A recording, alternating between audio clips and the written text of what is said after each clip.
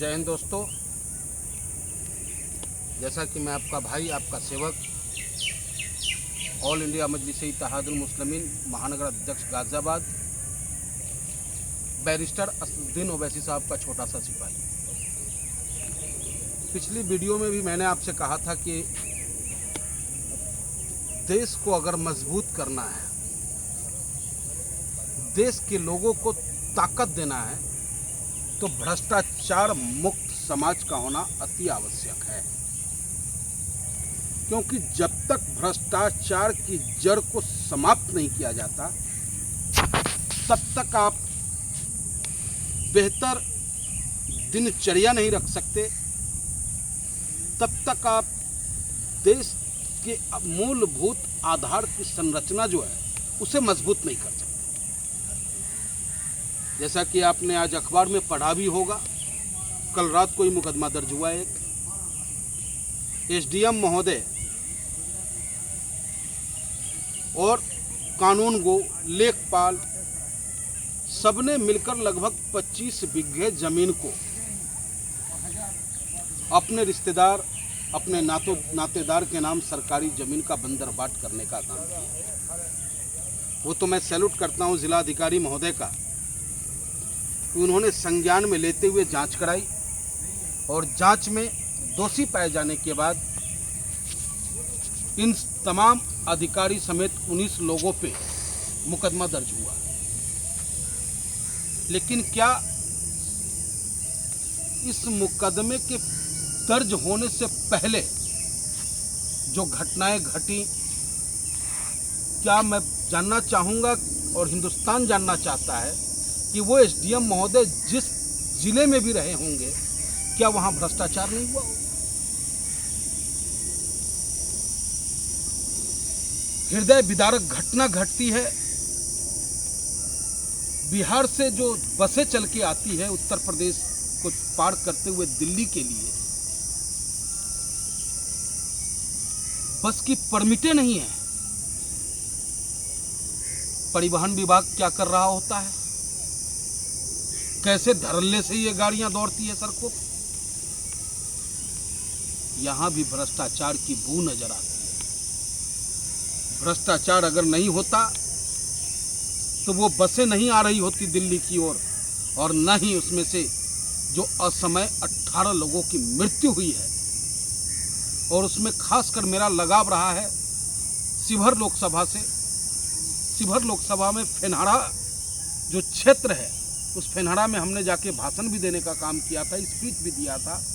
उस फेनहारा के एक ही परिवार के 6 लोगों की मृत्यु हो गई। आप सोचो क्या उस मंजर रहा होगा फेनहारा का। तो ये सब के सब भ्रष्टाचार की भेंट चढ़ रहे हैं। पुल गिर ही रहे। अंग्रेज के बनाए पुल आज भी दार्शनिक है। 100 साल पुराना पुल आज भी वो जिंदा है। उस पे धड़ल्ले से हमारी ट्रेनें चलती है, यातायात चलती है, कोई दिक्कतें नहीं आ रही है। लेकिन आखिर आजाद हिंदुस्तान में पुल का उद्घाटन होने से पहले गिर जाता है। आजाद हिंदुस्तान में 5 साल 10 साल तक भी उसकी लाइफ नहीं बचती है। तो वजह क्या है? भ्रष्टाचार है। मैं जिस गाज़ियाबाद में हूँ, जिस गाज़ियाबाद में लोगों की सेवा करता हूँ,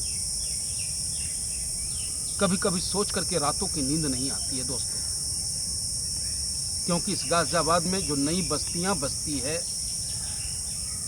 गरीब लोग अपने पेट को काट करके, बच्चों की शिक्षा में कमी करके वो सोचते हैं कि एक आशियाना, एक छत हमें मिल जाए। लेकिन इन अधिकारियों की मिली भगत से आज धड़ल्ले से अवैध कॉलोनियों का निर्माण चल रहा है। धड़ल्ले से उन गरीब लोगों की गाढ़ी कमाई पे लूट की जा रही है। किस्तों पे प्लॉट काटे जा रहे हैं। और जब वो निर्माण करने को पहुंचता है, तभी सबसे पहले तो स्थानीय चौकी पहुंचेंगे, बीट के सिपाही पहुंच जाएंगे। ईंट कैसे लगाया भाई? अरे जमीन उसका है, ईंट लगा रहा, क्या दिक्कत है भाई? तो नहीं लगा सकते आप, और नियमतः आप नहीं कर सकते, क्योंकि वो कृषि की भूमि है। लैंड यूज चेंज नहीं हुआ है तो नियमतः आप वहाँ पे निर्माण नहीं कर सकते। लेकिन जैसे ही चांदी का जूता सुविधा शुल्क उनको प्राप्त होता है, आप धड़ल्ले से बड़े निर्माण कर ले, कोई फर्क नहीं पड़ता। लेकिन जब अधिकारियों पे दबाव पड़ता है या अधिकारियों के मंशा अनुसार उनको सुविधा नहीं दी जाती है, फिर बुलडोजर एक बार दौड़ता है। और वो बुलडोजर भूमाफियाओं पे नहीं चलता, वो बुलडोजर किसी जमींदार पे नहीं चलता, वो बुलडोजर उस गरीब, जिस गरीब ने 5-5 हज़ार 10-10 हज़ार रुपये काट करके जमा किया, पेट काट करके, और तब कहीं जा कर के अपने एक झोपड़ा का निर्माण करने का प्रयास किया या निर्माण कर लिया, उसके बाद उस पर बुलडोजर चल जाता है कि भाई ये अवैध है। दिल्ली से सटा एक सीमा है, सीमा बॉर्डर, सीमा चौकी बॉर्डर, जो ट्रांसपोर्ट नगर के नाम से विख्यात है।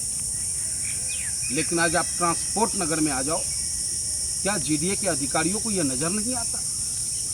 जीडीए जोन 8, जोन 7 के जो जेई हैं, उन्हें यह पता नहीं है कि यहाँ पे अवैध निर्माण चल रहा है?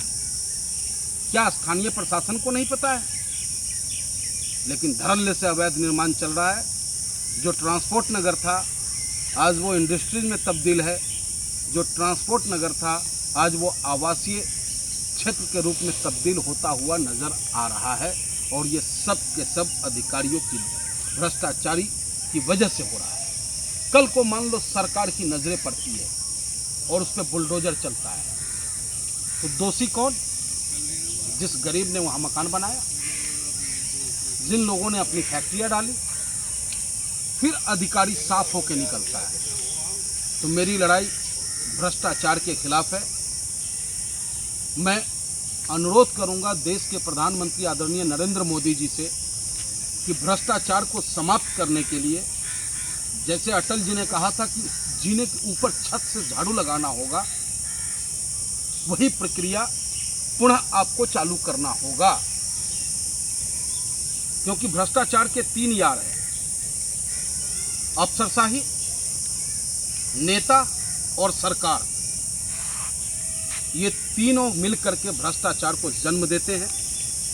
अगर अफसरशाही अपने काम को ईमानदारी से करे, एक विधवा पेंशन और वृद्धा पेंशन भी बनाना हो तो उस गरीब को 500 रुपये जांच अधिकारी को देना पड़ जाता है। कैसे उम्मीद करोगे आपकी भ्रष्टाचार समाप्त हो गया? हाँ, जिस नेता अगर भ्रष्टाचार में लिप्त होता है उस पर भी कार्रवाई हो, और सरकार को स्वच्छंद होकर के भ्रष्टाचार के खिलाफ बिल लानी चाहिए। सरकार को स्वच्छंद होकर के अफसरशाही पे लगाम लगाने के लिए अफसरशाही आयोग का गठन होना अति आवश्यक है। ये मांग मैं पंडित मनमोहन झागामा ऑल इंडिया मजलिस इत्तेहाद मुस्लिमीन गाजियाबाद की तरफ से करता हूँ। जय हिंद, जय भारत, हिंदुस्तान जिंदाबाद, हिंदुस्तान की आवाम जिंदाबाद, ईमानदारी जिंदाबाद, इनकलाब जिंदाबाद, अफसरशाही मुर्दाबाद, तानाशाही मुर्दाबाद, भ्रष्टाचार मुर्दाबाद।